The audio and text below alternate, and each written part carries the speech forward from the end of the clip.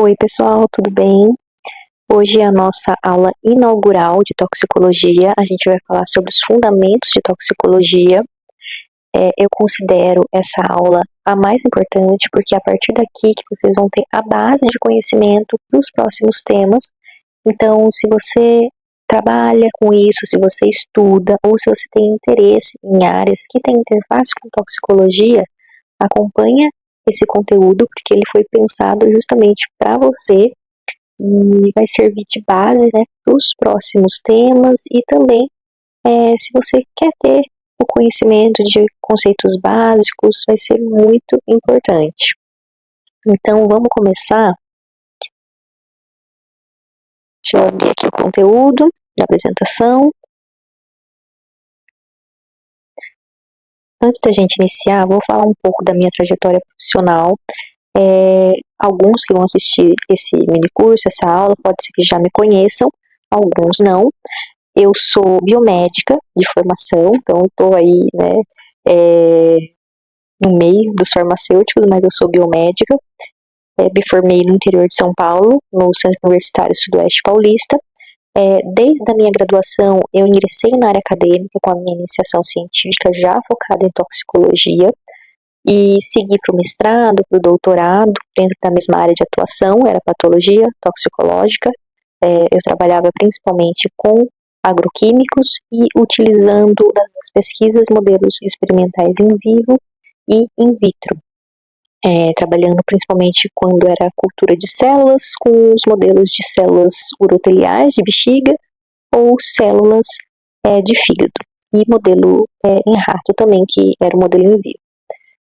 Logo depois que eu estava terminando a minha formação acadêmica do doutorado, eu ingressei para trabalhar na indústria, numa empresa privada de terceirização de estudos. Eram vários, né, diversos tipos, diversas áreas de estudos, mas eu estava focada principalmente nos estudos toxicológicos e ecotoxicológicos. E em 2022, quando teve a mudança, a atualização da RDC de 2019, que era 301, trouxe, né, muito profissional toxicologista para a indústria farmacêutica.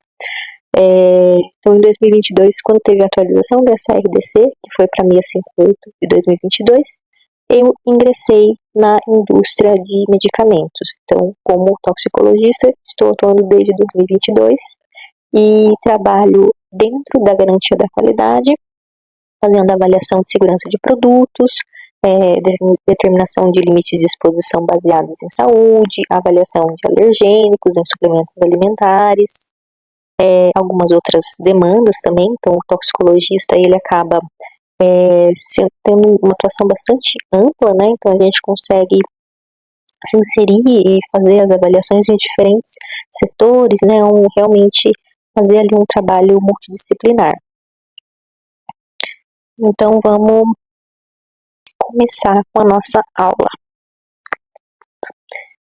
Começando com essa frase, para a gente lembrar que mesmo que a gente saiba, né, de alguns conceitos de toxicologia, ou pode ser, né, de outra área, a gente não precisa se limitar a entender aquilo, né? A gente pode sempre buscar mais conhecimento e é importante a gente também rever conceitos, porque às vezes o que a gente aprendeu no passado já está obsoleto, ou até para fixar conhecimento. Então eu gosto sempre de começar com essa frase para lembrar, né, que a gente não sabe de tudo, é sempre importante aprender e é importante estar compartilhando também o conhecimento, que é uma maneira de aprender. Nesse mini curso, nessa aula, a gente vai ver sobre, primeiro, né, os conceitos básicos de toxicologia. Vamos falar um pouco de toxicocinética, toxicodinâmica, relação dose-resposta e os princípios de avaliação toxicológica. Compreender os fundamentos de toxicologia é essencial para compreender os processos de identificação de perigo, para que a gente possa fazer, né, a correta avaliação de risco e o gerenciamento desse risco. Então, primeiro, o que é a toxicidade? A toxicidade ela é uma propriedade potencial que todas as substâncias apresentam, né, seja em menor ou em maior grau, de causar um efeito tóxico, né, um efeito nocivo. E essa substância, né, esse efeito, ele vai causar uma consequência no organismo, pode ser uma consequência a nível individual ou a nível populacional, né, dependendo da extensão desse efeito. E isso vai ocorrer sobre determinadas condições de exposição. Perigo.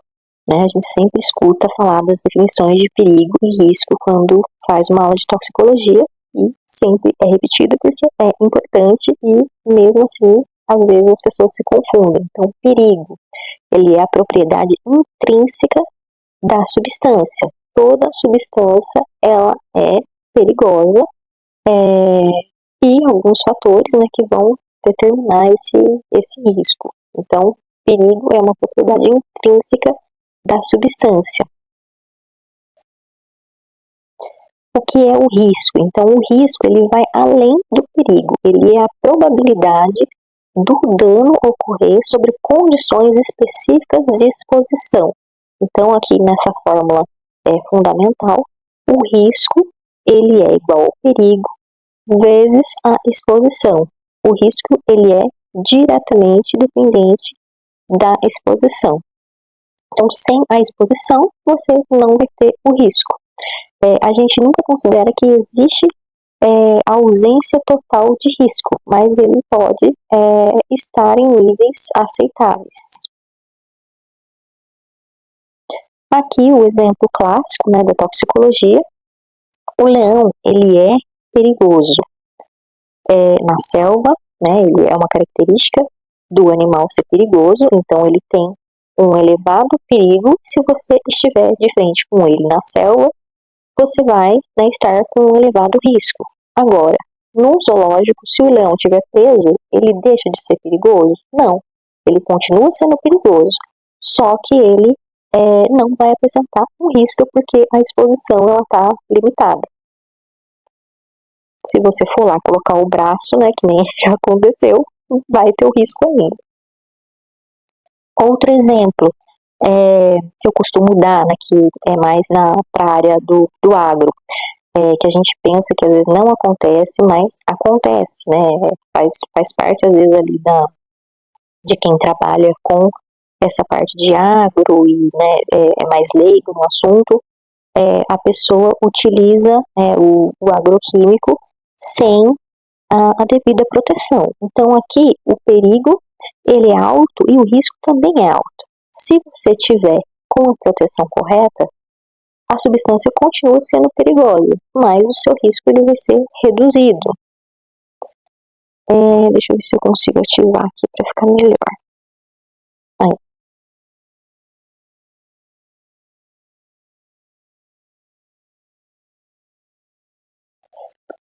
E o que é então o efeito tóxico?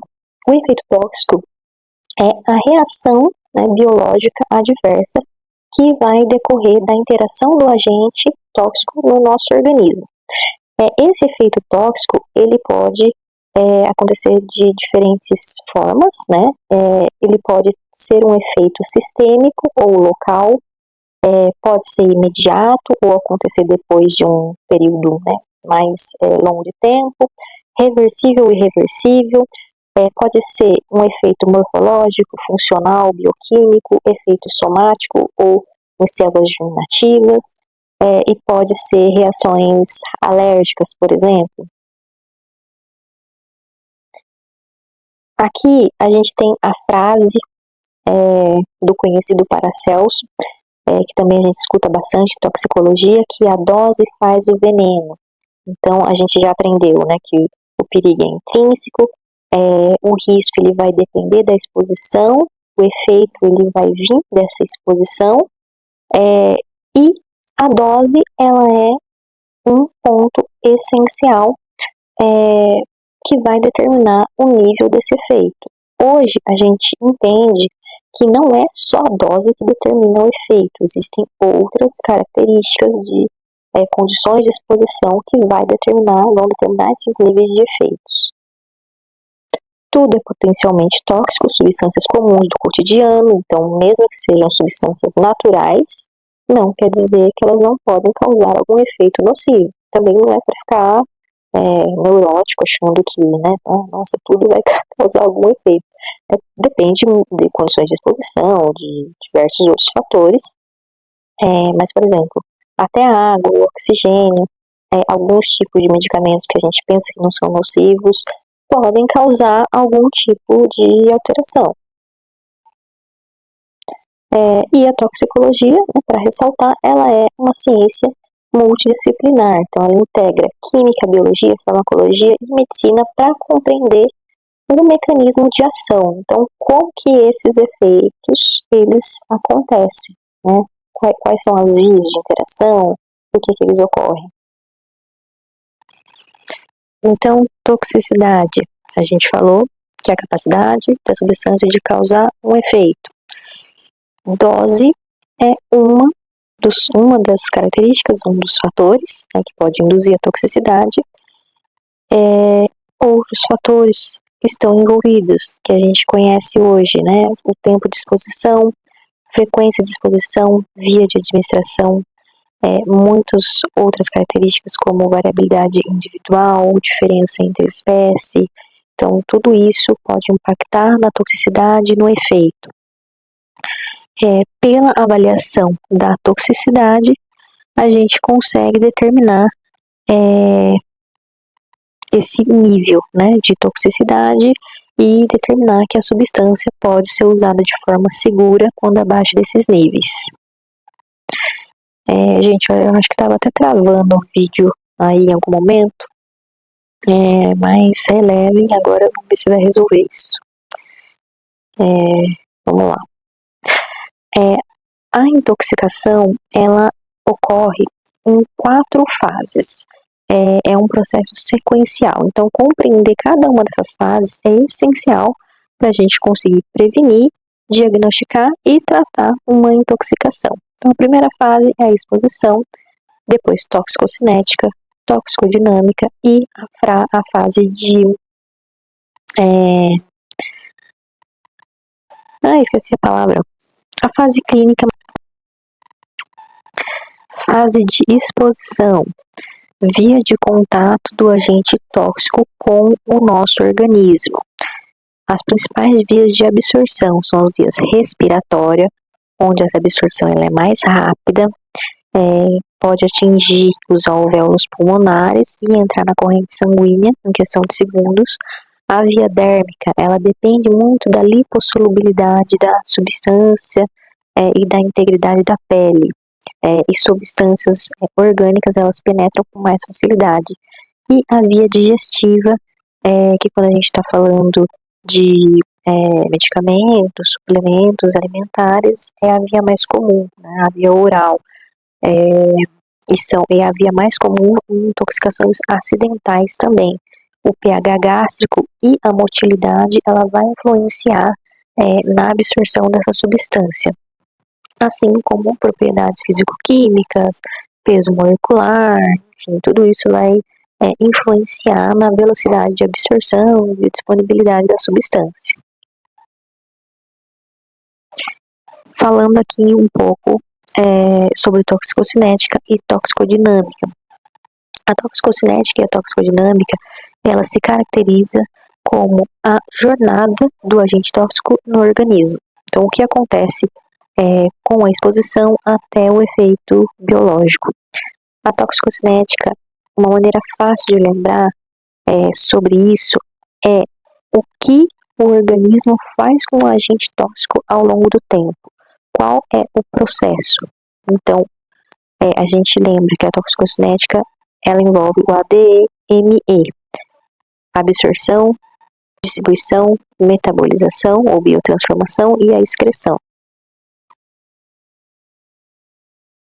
Durante a excreção, a eliminação, pode acontecer da substância ser metabolizada e eliminada, às vezes como subproduto ou de forma inalterada, ou causando até uma reversibilidade do efeito, ou pode acontecer da substância ser bioativada nessa fase de metabolização. Então, Ambos os caminhos são possíveis. A toxicodinâmica, ela se caracteriza, uma maneira fácil de lembrar também, né, o contrário, é o que o tóxico, o que o agente tóxico faz no organismo. Quais são as interações que essa substância faz no organismo que vai levar ao desencadeamento do dano biológico.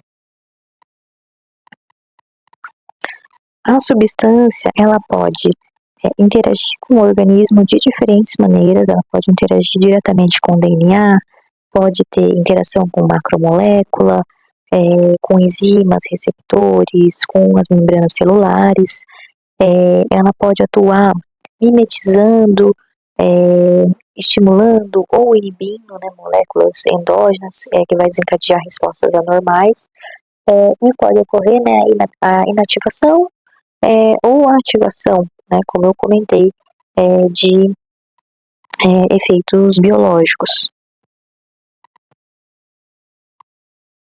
Aqui está uma figura que vai representar a toxicocinética e a toxicodinâmica. Então, a toxicocinética, o caminho, né, do agente, o que o organismo vai fazer com o agente, absorção, vai absorver, distribuir, metabolizar e excretar. E a toxicodinâmica é a interação do agente com o organismo. Então, pode ocorrer interação por ligação com receptores, que vai levar a respostas celulares. Enfim, cada tipo de substância vai interagir de uma maneira com o organismo.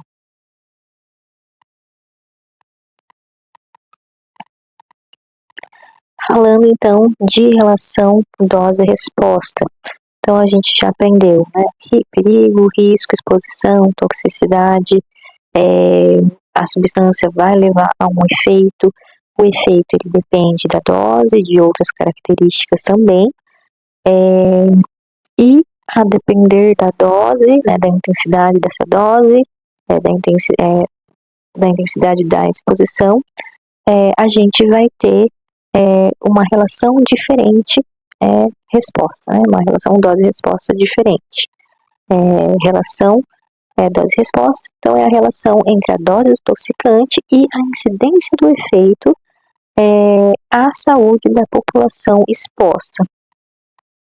Então aqui é uma curva clássica mostrando em azul a toxicidade e em verde o efeito biológico. Então, quanto maior a toxicidade, quanto maior a dose, maior é o efeito biológico. Uma coisa importante para a gente lembrar, nem sempre a dose administrada é igual à dose absorvida, por questões de biodisponibilidade.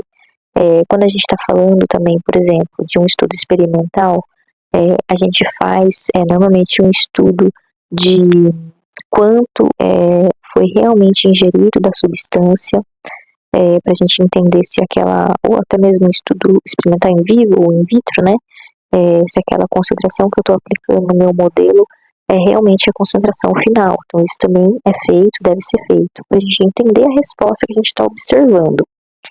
Então a exposição vai levar ao efeito, quanto maior a dose, maior a resposta.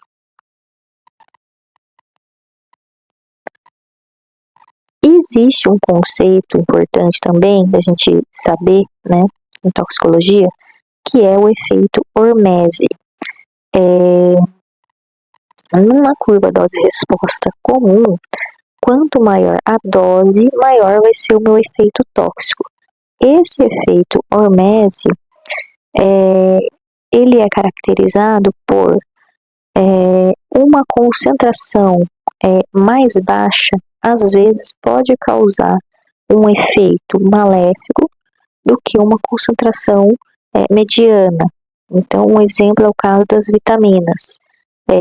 Uma hipovitaminose, ela é grave, né? Ela tem consequências para o nosso organismo.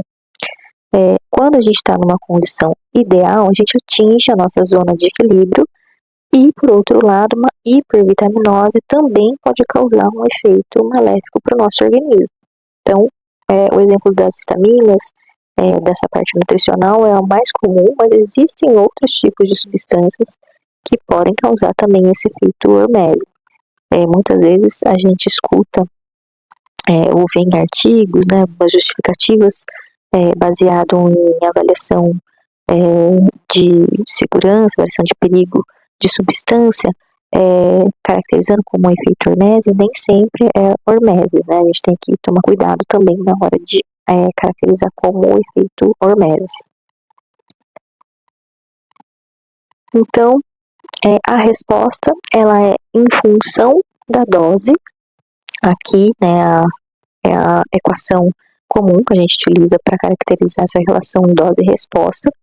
E a gente conhecer os limiares para essa relação dose-resposta, para garantir que a exposição de indivíduos ou de uma população não exceda a dose de ocorrência de efeitos adversos, é extremamente importante.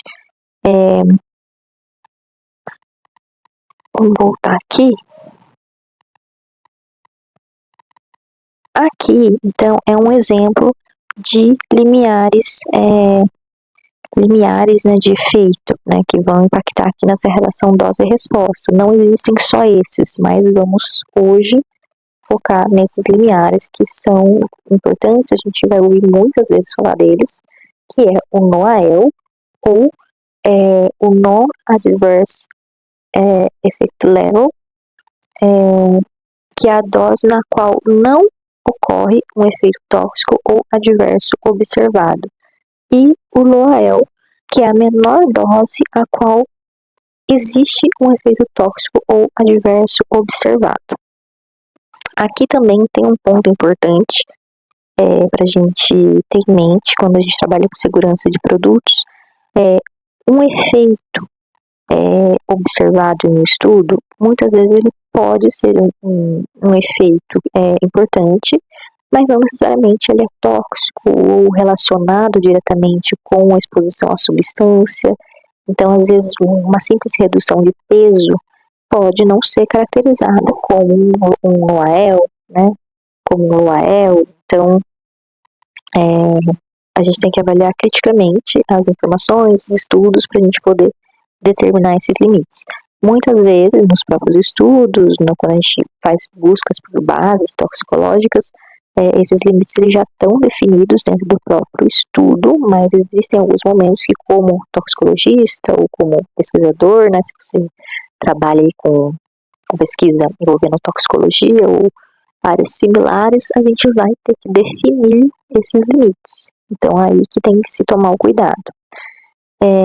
E um outro conceito de limiar importante também é a LD50, que é a dose letal 50%. É a dose que vai causar um dano letal, né, morte, no caso, em 50% da minha população testada. Aqui é um videozinho do YouTube, vamos ver se eu vou conseguir passar aqui para vocês, que é interessante a gente ver ele tá em inglês, mas acho que tem legenda aqui embaixo, que ele vai resumir o que eu falei.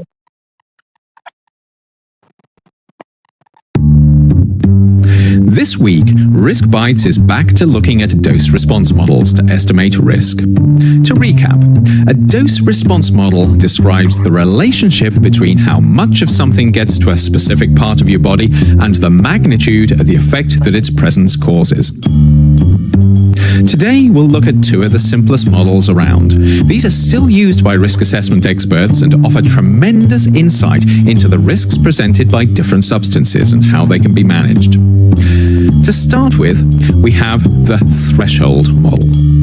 Imagine you breathe in a lungful of carbon particles from the back end of your car. Thanks to millions of years of evolution, your lungs are pretty good at handling inhaled particles, so your body gets rid of the particles, repairs any damage that they cause, and you remain hale and hearty.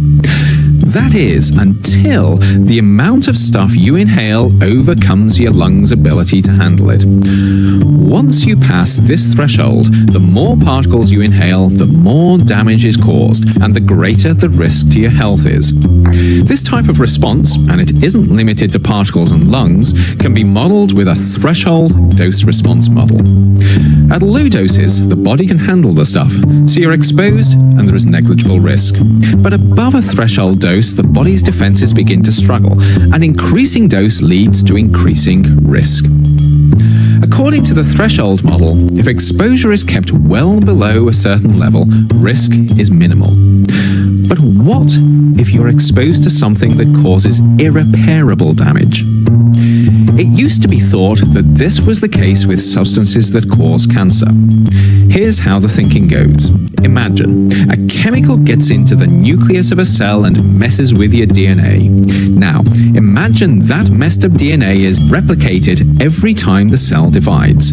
So rather than your body getting rid of the problem, it makes it worse. And at some point, that messed up DNA could potentially lead to cancer. Now you have a situation where a higher dose means greater risk, but there is always some risk associated with dose, no matter how small that dose is.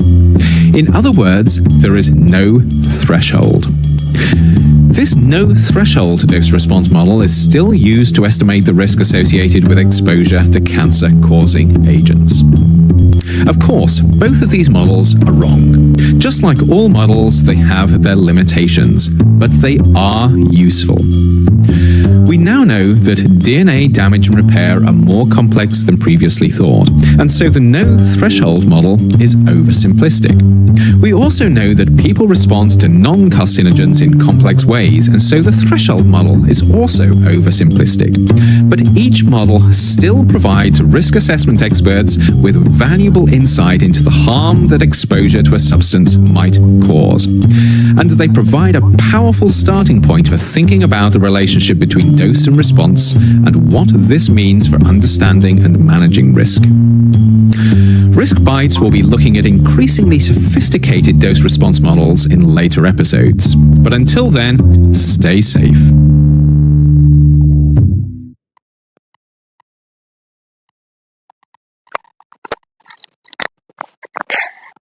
Esse vídeo é bem curtinho, mas ele resume muito bem o que a gente precisa entender sobre a relação dose e resposta. Então, por isso eu coloquei ele aqui. Se vocês quiserem buscar e entender um pouco mais, tem outros tipos de vídeos essa mesma pessoa, né? Nesse mesmo canal. Eu acho bem interessante. Só pra gente voltar um pouquinho aqui. Vamos voltar um pouquinho aqui no efeito Hermese.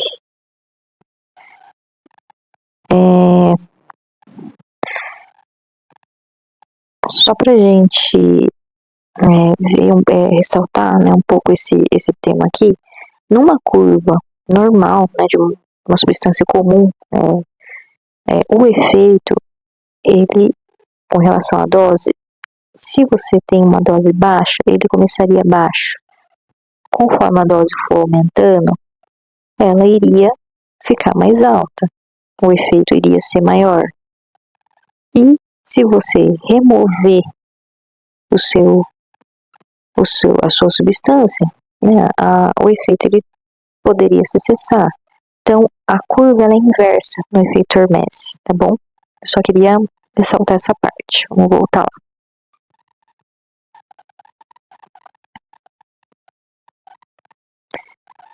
A gente tem um exemplo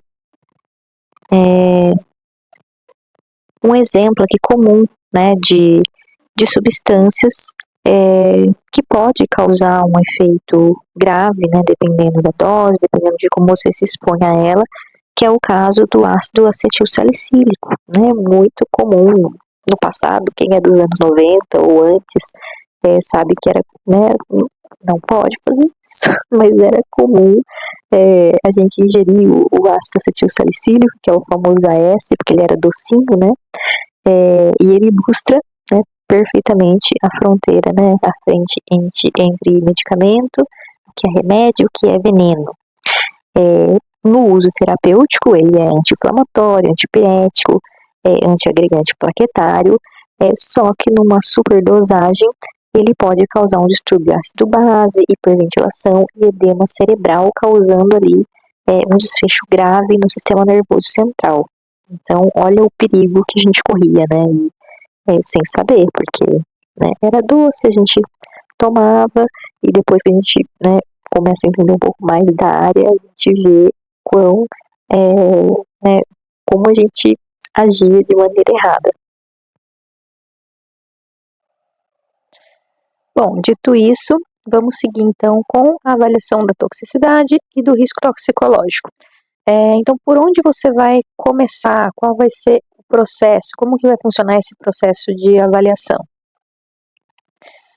A gente tem algumas etapas dentro desse processo, né, que é amplo, é complexo. A gente vai começar pela identificação do perigo. Então, o que a substância causa? E qual que vai ser o perigo que eu vou avaliar? Depende, né? Depende do seu objetivo, do que você está procurando. Por exemplo, quando a gente está falando em uma avaliação de limite de exposição, normalmente a gente foca em alguns desfechos toxicológicos importantes, de genotoxicidade, mutagenicidade, carcinogenicidade e potencial altamente sensibilizante, mas você não precisa se limitar a isso, né? Existem outros desfechos toxicológicos importantes dependendo do tipo de substância. Qual a probabilidade desse efeito ocorrer? Então, a avaliação do risco frente à exposição, frente às minhas diferentes condições de exposição. Depois a gente vai ver como que eu vou comprovar esse risco, quais são as substâncias que vão causar essa alteração e quais os organismos que essa substância vai atingir. Isso vai acontecer a nível apenas individual, no organismo, ou vai ser a nível populacional. Então, essas são algumas avaliações, né, que dependendo do seu objetivo, você vai fazer. A partir dessas definições, a gente vai conseguir estabelecer um limite de exposição. Então, eu posso... deixa eu beber uma água.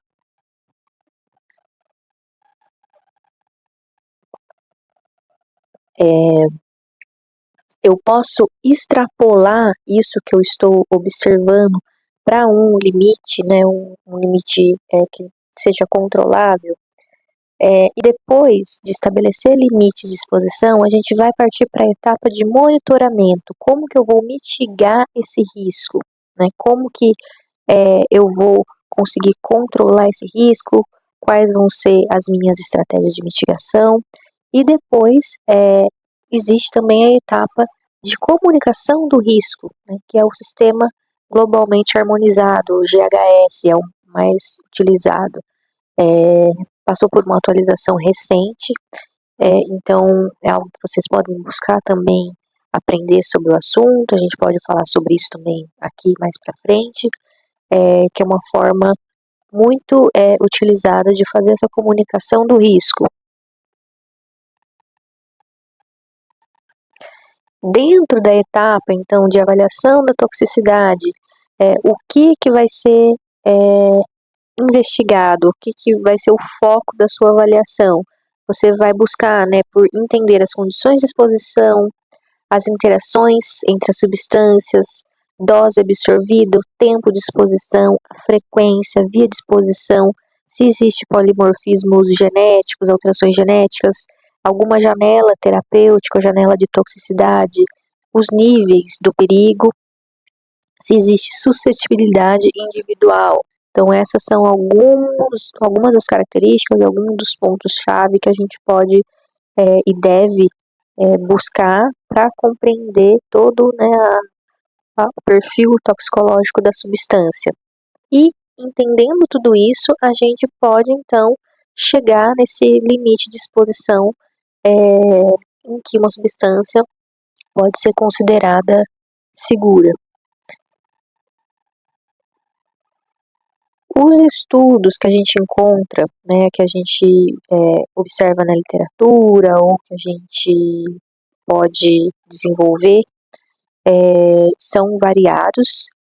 Existem os estudos in silico, que são aqueles utilizados modelos computacionais, e estudos in vitro, que são os que utilizam os modelos em cultura de células ou métodos alternativos.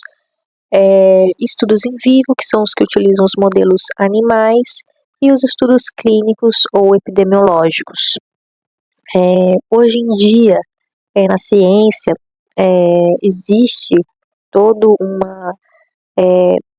aparato de pesquisa para a gente conseguir fazer cada vez mais estudos utilizando métodos que não utilizem animais, e já há algum tempo existem esforços por parte técnico-científico, por parte regulatória e populacional, para que a gente invista cada vez mais em utilizar modelos alternativos. Então, sempre que possível, nós que somos pesquisadores, a gente tenta não utilizar os modelos animais e partir para modelos em sílico ou esses modelos alternativos, mas os modelos animais, eles ainda são úteis, né? Eles ainda precisam ser utilizados em alguns testes, para alguns desfechos toxicológicos, mas é importante a gente entender e ressaltar que esses estudos com modelos animais, eles são feitos sempre frente a uma comunicação e uma aprovação com o Comitê de Ética em Estudos Animais, um Comitê de Ética em Pesquisa. Então, tudo é feito de maneira correta, considerando todas as etapas das avaliações, etapas dos processos, utilizando os modelos animais.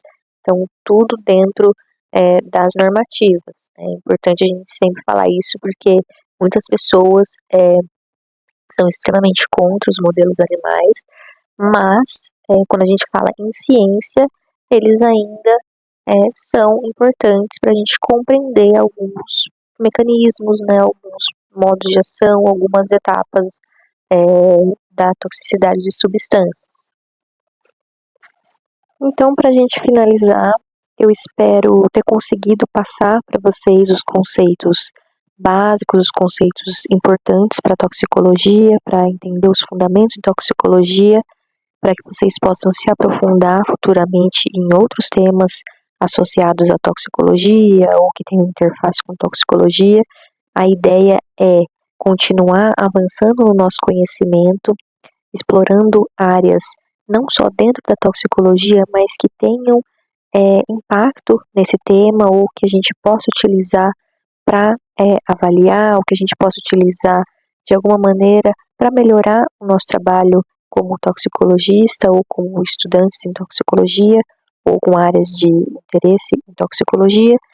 E eu gostaria de pedir para vocês, se puderem, deixar a avaliação aqui pelo QR Code que está no slide. É só apontar a câmera do celular para o QR Code, vocês vão ser redirecionados para a página de avaliação. É bem simples, rápido, leva menos de 2 minutos. E eu espero ver vocês aqui no próximo conteúdo da nossa plataforma. Obrigado pela atenção de todos.